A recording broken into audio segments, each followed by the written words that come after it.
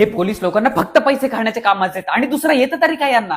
आणि कायच केलंय ना पोलिसांनी. देशासाठी जे काही केलंय ते फक्त तुमच्यासारख्या लोकांनीच तर केलंय. मग तूच सांग आजपर्यंत असं काय वेगळं केलंय रे या पोलीस लोकांनी.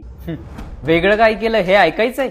मग ऐक. 26/11च्या आतंकवादी हल्ल्यामध्ये सर्वसामान्यांचे जीव वाचवण्यासाठी आपल्या छातडावरती गोळ्या झेलणारे आमचे पोलीस होते. 2019ला सांगली कोल्हापूरच्या महापुरातनं शेकडो लोकांचा जीव वाचवणारे आमचे पोलीस होते.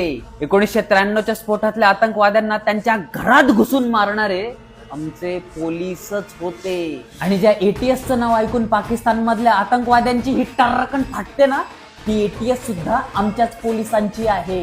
हो मान्य आहे असतील काही पोलिसही भ्रष्ट, पण त्यांचं काय जे 24 तास ऊन पाऊस वादळ वारा सण उत्सव त्यांच्या घरच्यांचा वाढदिवस त्यांचा वाढदिवस या कशाचीही पर्वा न करता प्रत्येक चौकात आपल्या देशासाठी उभे राहतात. कधी पोलीस कॉलनीत जा आणि त्यांच्या घरांची अवस्था बघ, मग कळेल तुला. सॉरी यार, पोलिसांची ही रियालिटी मला माहित नव्हती आणि म्हणून कोणावरही सरसकट आरोप करण्याआधी त्याच्या दोन्हीही बाजू समजून घेण्याचा नीट प्रयत्न करत जा.